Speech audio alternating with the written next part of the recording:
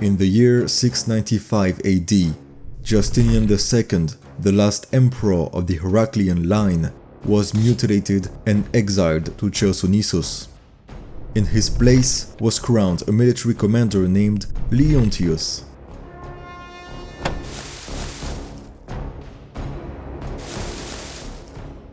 After the latest defeats in the Caucasus, the local authorities in Lazica defected to the Arabs.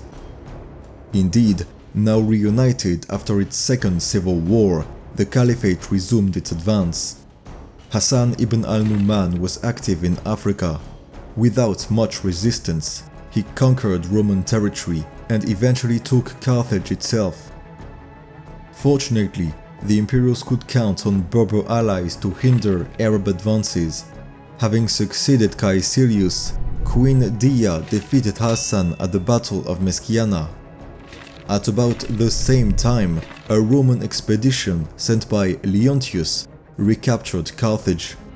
Now reinforced, the troops of the Caliphate besieged the city again. Outnumbered, the Imperials retreated to the island of Crete. The capital of the Exarchate was lost for good and razed to the ground. Fearing punishment for the failure in Africa, the soldiery mutinied and acclaimed a naval officer, Apsimar, as emperor. The usurper took the name of Tiberius III and sailed to a plague-ridden Constantinople. Benefiting from supporters inside, Tiberius besieged and stormed the capital. As now established Byzantine tradition, the victors mutilated Leontius, then confined him to a monastery. Tiberius repaired Constantinople's sea walls and repatriated Cypriot communities initially moved to Cyzicus by Justinian II to their home island. By now, a new theme had been created, this time for the island of Sicily. The emperor gave his brother Heraclius the exceptional title of monostrategos, giving him command of all armies in Anatolia. The latter led his combined forces across the Taurus Mountains. There, he encountered and defeated enemy forces and raided the area before returning to imperial territory. After this incursion, the Arabs retaliated with a counterattack in Armenia. They established a governor in the province as a way to assert a stronger control over the region. In Italia, Theophylact was appointed the new exarch. At the time in Sicily, he began the trip to Ravenna. In Rome, frictions occurred with the population. Pope John intervened to cool off the tensions, and Theophylact eventually reached the capital of the Exarchate. Armenia was a theater of competing influence between the empire and the Caliphate. During Tiberius's reign, it was the Umayyads who controlled the area. However, the ever-commutative Armenians rebelled, crushed the Arab garrison, and turned to the Romans for assistance. In Africa, another showdown between Dia and Hassan resulted in the defeat and death of the former, striking a decisive blow against Berber resistance. Meanwhile, the exiled Justinian plotted to regain his throne. He escaped Byzantine authorities in Chersonesus and made contact with the Khazar Khagan, from which he obtained shelter and the hand of his sister. To imitate the past emperor Justinian I, the bride took the name of Theodora. Tiberius learned of these events and wrote to the Khagan, bribing him to get rid of the troublemaker. 2 men were sent to kill Justinian, but his devoted wife warned the man in time, and it was him who killed the would-be assassins. Theodora remained in Khazaria while Justinian fled in a boat, faced a storm at sea, but eventually reached Bulgaria. On the Eastern Front, Heraclius continued his campaigns, obtaining further success in Cilicia. However, he could not prevent the Umayyads from subduing the Armenians. The Arabs made an example of the rebellion. They gathered Armenian nobles inside the church, and burned them alive. Heraclius was recalled by Tiberius because now an army of Bulgars advanced on Constantinople. The exiled Justinian had struck a deal with the Khan Tervel, promising concessions if he was to regain his throne. At some point, Bulgar soldiers found an abandoned sewer system through which Justinian stormed the city. Tiberius fled the capital but, deserted by his men, was captured. Justinian honored his agreement, giving Tervel the title of Caesar, gifts, territorial concessions, and his daughter's hand in marriage.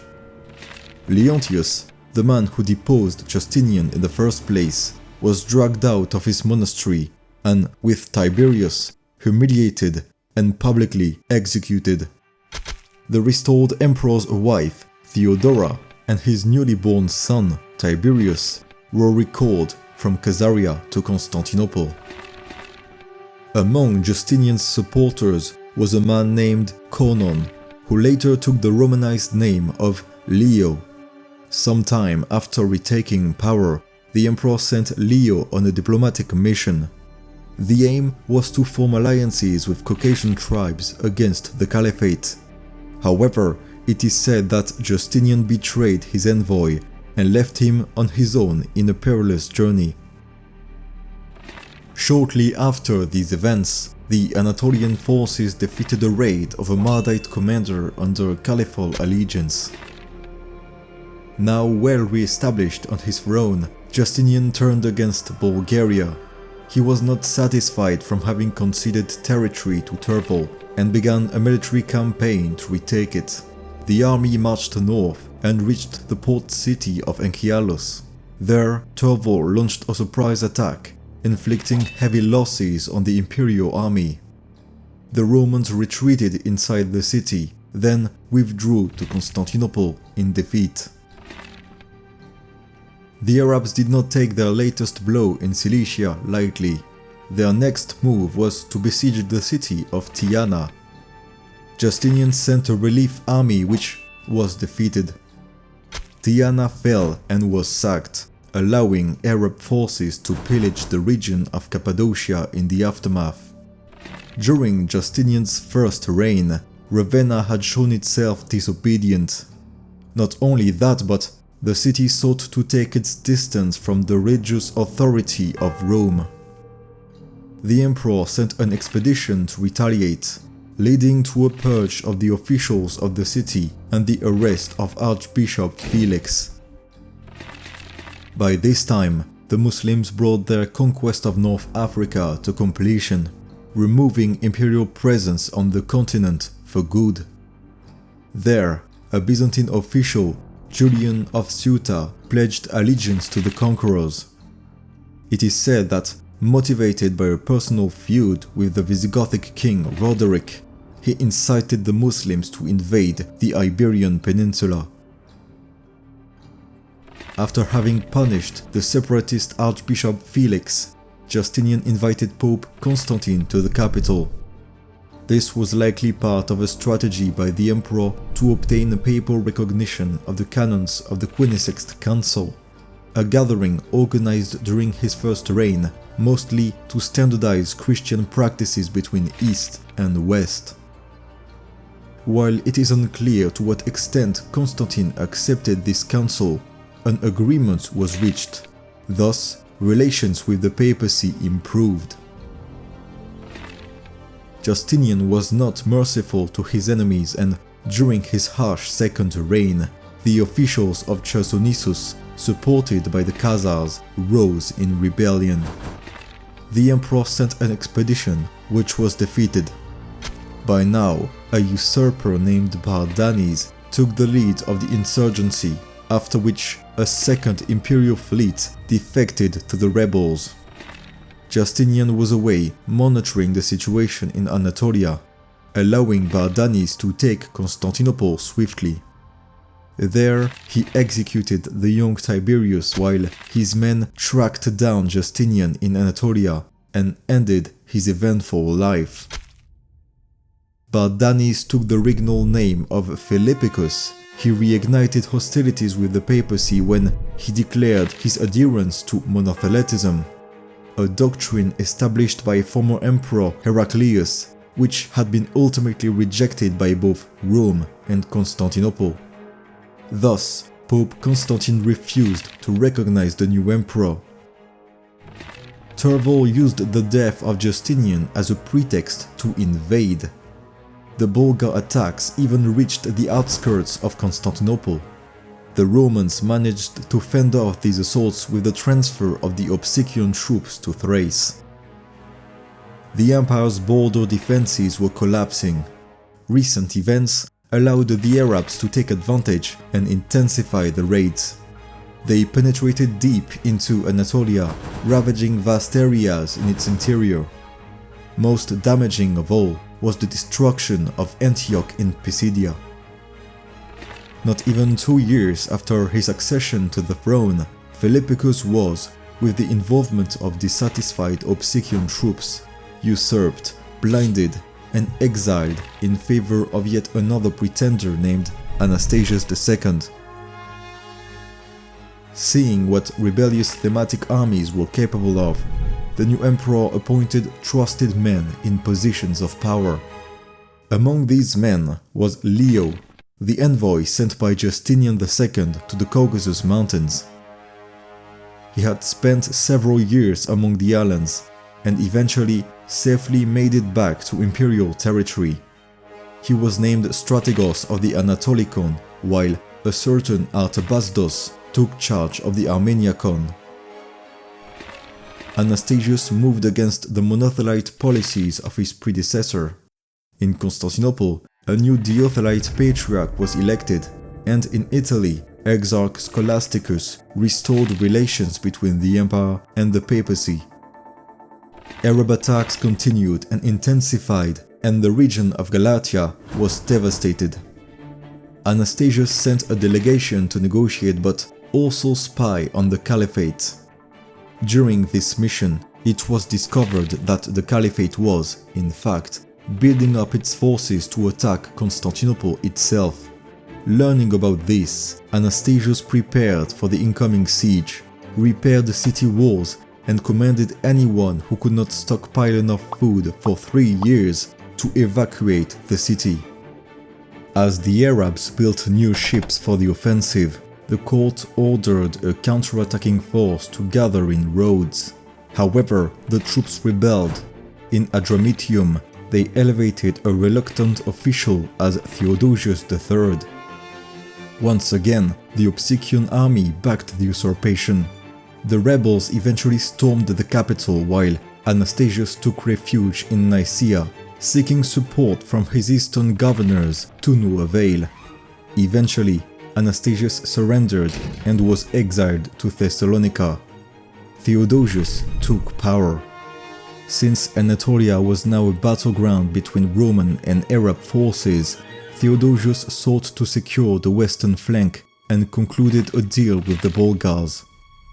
For their part, as former supporters of Anastasius II, neither Leo nor Artabazdos supported Theodosius. Instead, they allied against the new emperor.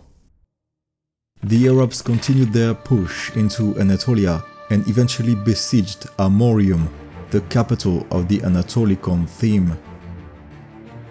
With his city threatened, Leo engaged in negotiations.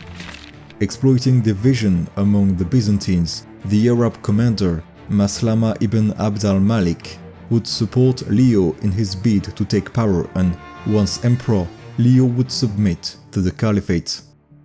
This led to an agreement.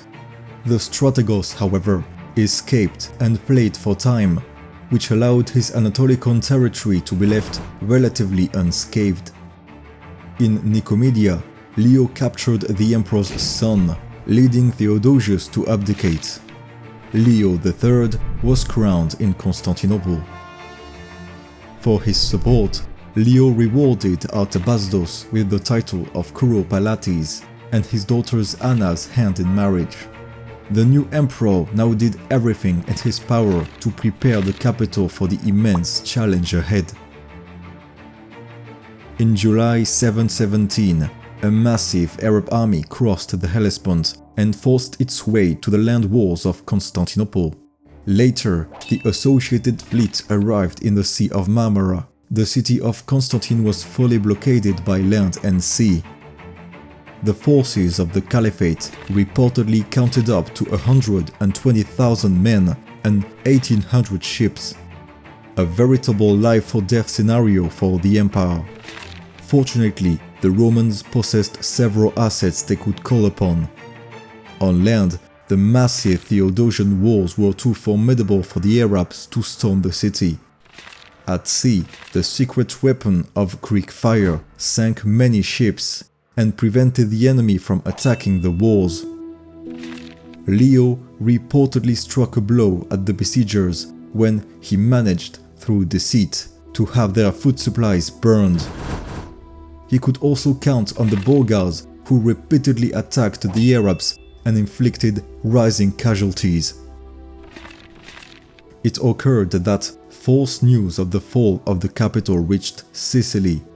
Its strategos, Sergius, elevated an official as emperor, taking the name of Tiberius. Leo's reaction allowed for a swift defeat of the rebels.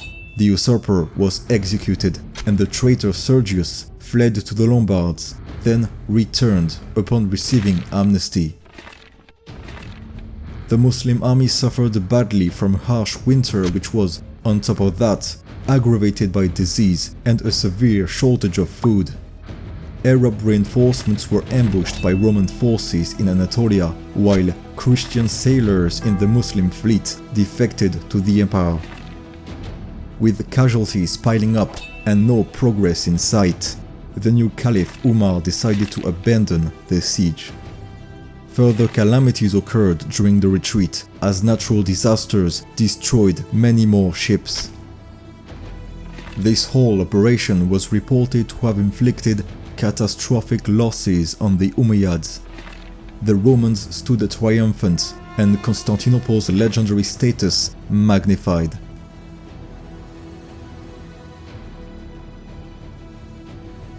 The 22 years following the deposition of Justinian II were marked by constant infighting among the elites of Byzantium.